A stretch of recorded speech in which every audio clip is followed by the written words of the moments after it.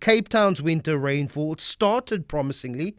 Remember, we had that heavy rain in late April, early May, but July, notably dry, with very little significant rainfall.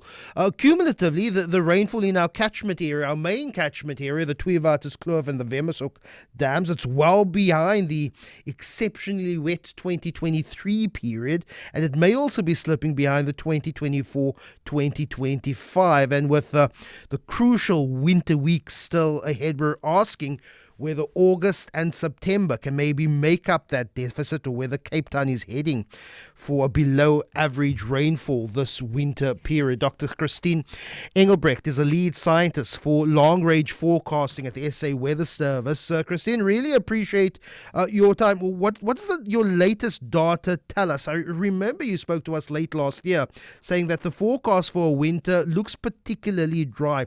But just how dry has this winter actually been so far? Yes, good morning, Lester. Thank you very much. Yes, as you said, the winter started very, very promising with that huge rainfall, actually record rainfall that happened at the start of winter. Ever since, not really much rain, only about 3 frontal systems that really made it into the area, and not really any good rainfall associated with that. So for the remainder of winter, our latest seasonal forecast looks a little bit more promising compared to the forecast made during the month of June. If we could look at the August, September, October period for the forecast, there's a very marginal chance for above normal rainfall for the August, September, October period. Your question of whether rainfall now for the, let's say, August and September can make up for the period when rainfall really didn't happen, I don't really think so. The thing is, the time has passed. That consecutive number of days with the lack of the typical winter rainfall, one can't really, or the impact of that, one can't really make up for.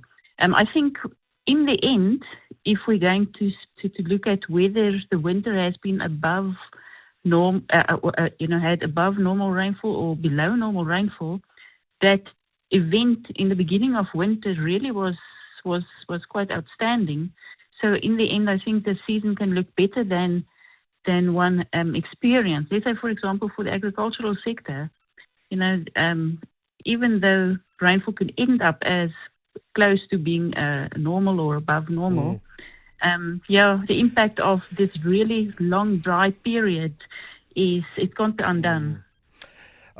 Christine, my birthday is in September, and I know that I've never had a birthday party as a child, because I knew it would always rain on my birthday. So I'm fairly hopeful that it would be raining come September. But July felt extraordinarily dry here in Cape Town. Was it unusually dry statistically, or did it simply feel that way after the wetter winters that we've recently experienced over the last few years? No, it was dry. It was really exceptionally dry. So for quite a few stations over that area received really, really low rainfall. For the lowest rainfall in many years, actually in quite a few decades. So that is not just your imagination. That's actually, it was the case. Christine, I've been looking at some of the synoptic charts, and what I see is some of major low pressure system that's sitting very far south of the country. It's that low pressure system that generally brings rain, stormy winter weather, but it's sitting so far south that we're not experiencing that winter rainfall. What is generally the explanation of this rainfall, these synoptic patterns that usually makes their way over the southwestern tip of South Africa, but now this time sitting so far south we're not experiencing them? Yeah.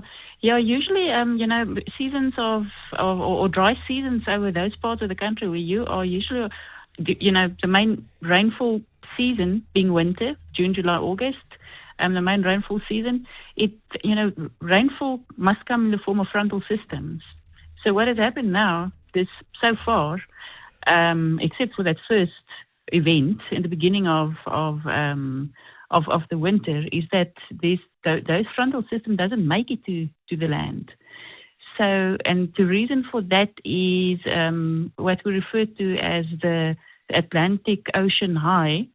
That is, that is a system that's always there, but the position and the intensity of the high varies. So what has basically happened now is that the position of that Atlantic Ocean high has prevented frontal systems really to make landfall. But it can also be a case that it prevents frontal systems making landfall. So not as many frontal systems reach the area that must bring rain. Yeah. But it also seems like that the frontal systems are a little bit are weaker at the moment. So this is actually also a footprint of climate change. Yeah, so we hear a lot about this mega El Nino. That's a discussion these days about global weather. Just how relevant is this El Nino here for the Western Cape's rainfall patterns? Actually, the El Nino or La Nina is not really impacting the Southwestern Cape rainfall. Statistically wise, there are no strong enough evidence that El Nino or La Nina events, is really driving interannual variability, let's say the rainfall from year to year. First of all, because El Nino usually has its impact during our summer months. So, and even the current one, the strong El Nino event of now, it's usually it takes a few months for its effect to really have an impact. Yeah. So that the timing of the year of when El Nino typically has its impact over Southern Africa is not during the winter months. So for this, the lack of frontal systems starting to that doesn't really reach the Cape, I think that can be more explainable in terms of the high pressure systems that is in the mid latitudes that is preventing the frontal systems to reach the land or subcontinent, and that has been shown to be linked to the footprint of climate change, as mentioned before. Dr. Christien Engelbrecht, really appreciate your time. She's the lead scientist for long-range forecasting for the SA Weather Service. Holding thumbs, pinkies and toes. Hopefully there's some rain expected late August into September.